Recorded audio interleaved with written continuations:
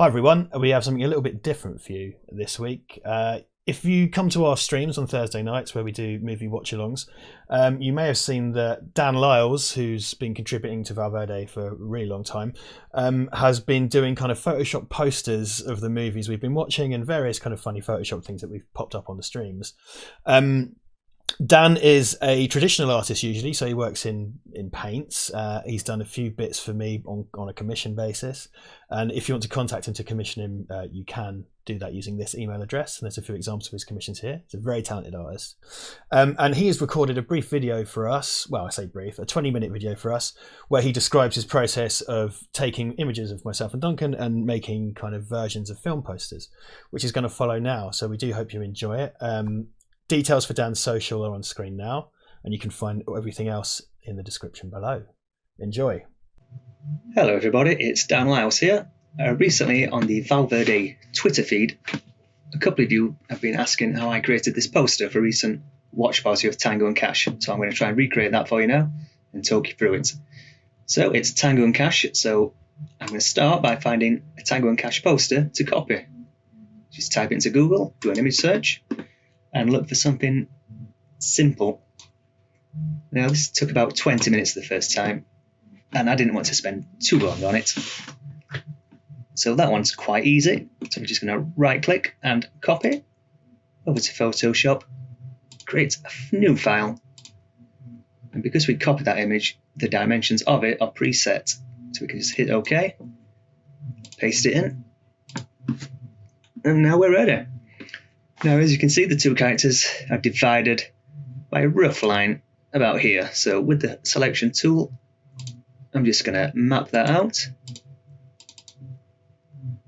I'm going to create a new layer, fill that with black, and call that layer left.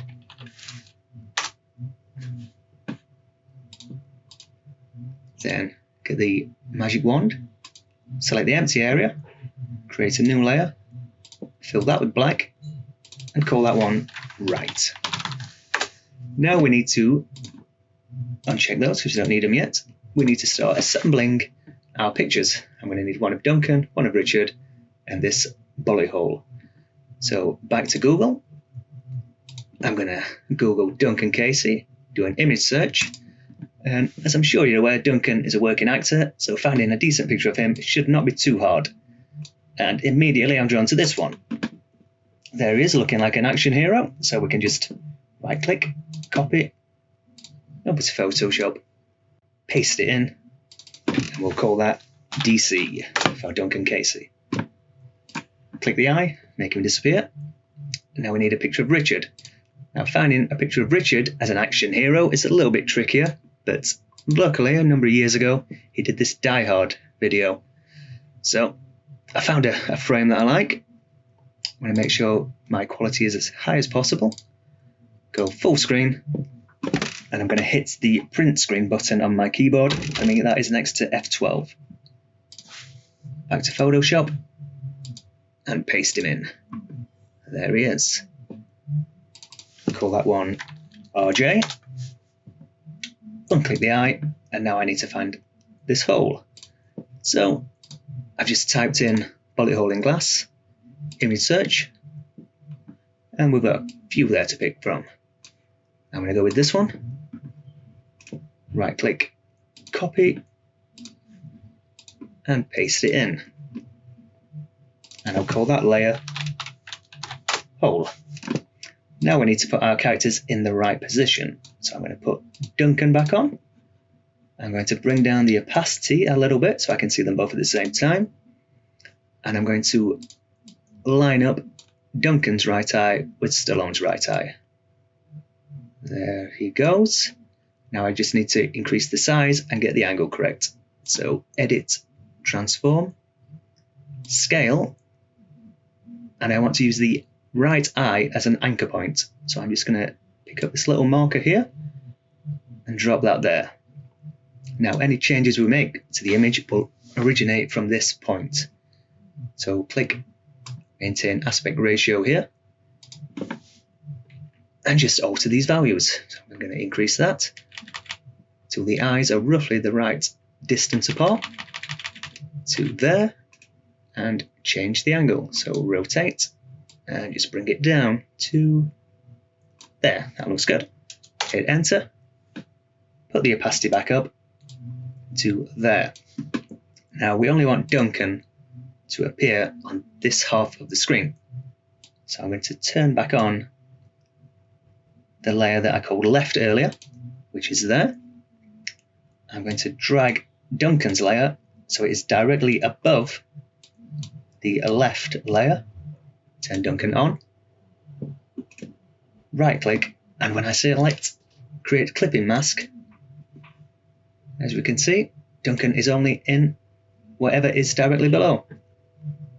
So we just go back in times, put him back in position. And we just have to do the same thing for Richard now. So we'll turn Richard back on. I think I'll start by flipping him horizontally. And now drop the opacity. Line up the left eye over Kurt's left eye. I'll start with the angle this time. Rotate. Transformation point over the eye. And let's just give him a twist to there. And now increase the size. Aspect ratio on. And here we go. Yeah, that looks pretty good. Hit enter. Opacity back up to 100. Make sure Richard is above the right layer. Create clipping mask. And there he is in position. Okay, I think Richard looks a little bit small there, so I'm just going to increase him a little bit more. I want the eye to remain where it is, so put the marker there. Doesn't need to be too much. Yeah, about so.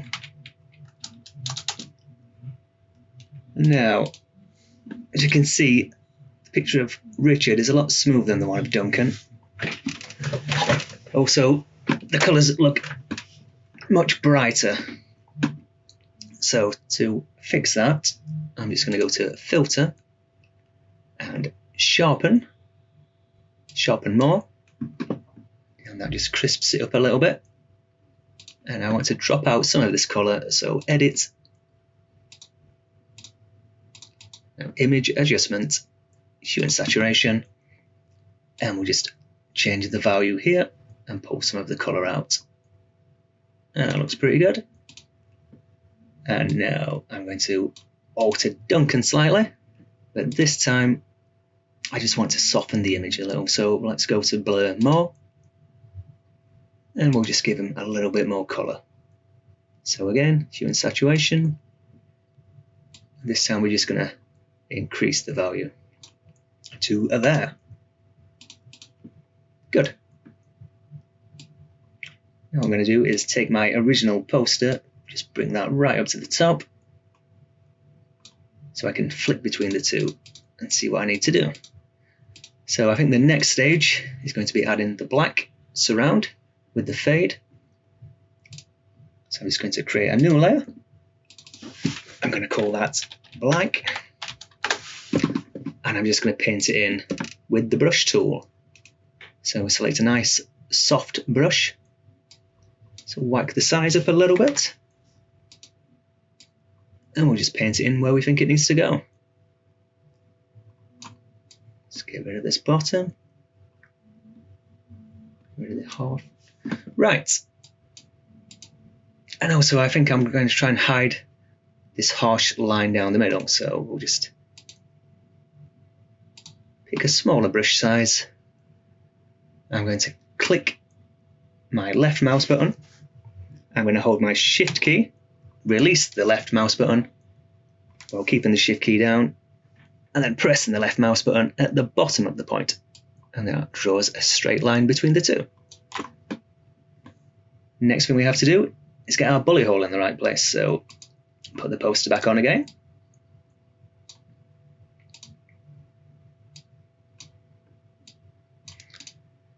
Turn the hole on, put that above, and as before, drop the opacity put it in position, and change the size.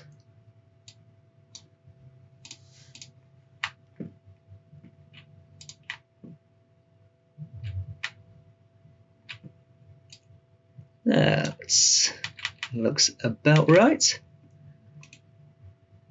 And let's rotate it and see what we get. Right, I think this is the longest crack here, so that should help sell the split between the two characters. Maybe make it a little bit bigger. Hit enter. Opacity back up. Turn off our poster. Now we want to get rid of all the black, but keep the white crack there. And a very easy way to do that is if we go to this box here, and this is the blend box, and it tells this layer how to react with everything underneath it. The one that we want is screen, and when we choose that, we can see that everything that was black is now transparent, and everything that is white is opaque. So let's put that there. I don't want this running into Duncan's eye, so I'm just going to put that down a little to there. And then on our black layer, I'm just going to paint in this hole, like so. And that is our poster done. All we need to do now is add the text, and this is usually the most time-consuming part. So, put on our poster, and select a nice bright colour, select our text tool, and type in the words we want to copy. So, tango. Make sure it's above the poster so we can see it. There we go. First thing I'm going to do is get the angle correct. So edit transform, rotate it, and that looks about there. You can see the exact value here. It's nearly 6 degrees. So I'm just going to type in -6 degrees, make it a nice round number. Hit enter, there we are. I'm going to line the bottom of the text up. And now we have to find the correct font. So we're going to select our text. And on my computer, I've got a few hundred different fonts. So going through them all might take quite a while, because this is one I've done earlier. I know the one I need is Franklin Gothic Heavy. But as you can see, it still isn't quite correct. So I'm just going to line up the T there. I've got the right width, put it in position, select the text, and now we need to go to the character window. Because this font is much taller than the one that they use on the official poster, I'm just going to reduce the height, which is this value. So let's bring that down. That looks good. And I need to reduce the gaps in between the letters. So I alter the value here. So that's -20, -40, and that's close enough for us. So now we don't want it to say tango, because this is a Casey and Jackson poster. So we just select that, type in the correct name, Casey, and there he goes. We'll see him there. Now I'm going to duplicate this layer, and I'm just going to alter the word to Jackson. Put that in position, and then we need and. So again, let's duplicate the layer,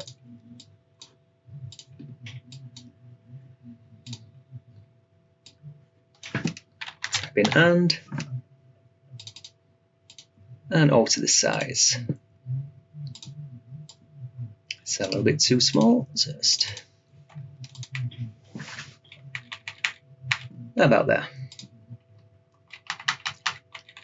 We'll select our word again, double click the T, and we'll put the correct colors on there. So Yeah, color picker, you can choose a color here, or if you move off the area, the picker will become engaged and you can just pick a part of the poster and click. So let's have that red there. Okay. And we're going to change the color of this font to white. And same with Casey. To white. Turn off our poster and let's have a look what we've got.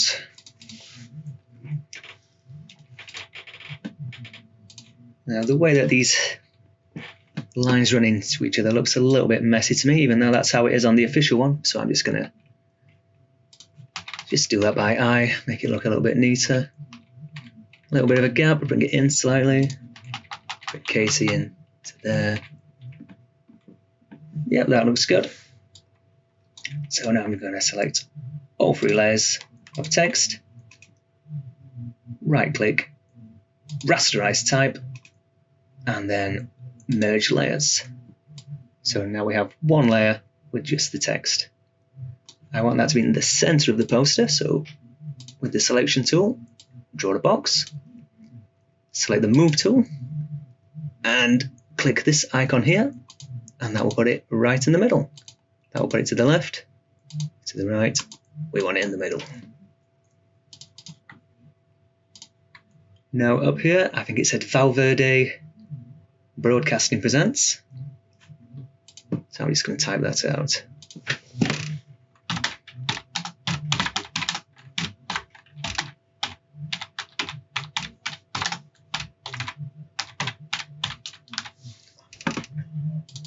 We need to reduce the size of that font. That looks still a little bit too big. Let's get the angle correct first. So it was rotate -6 degrees.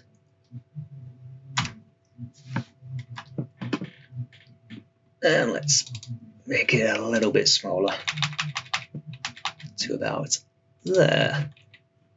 Again, we want it in the center, so draw a box, move tool, and click there. Let's just move it up a little bit. Let's move that one down a little.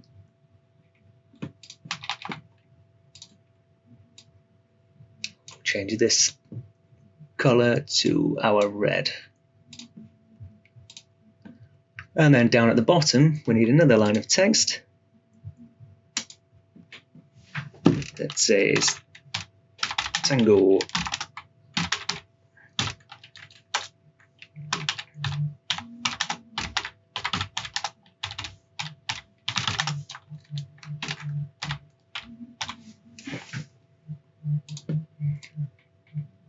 Okay, put that in the middle.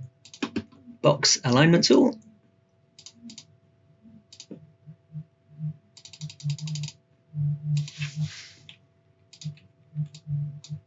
White text.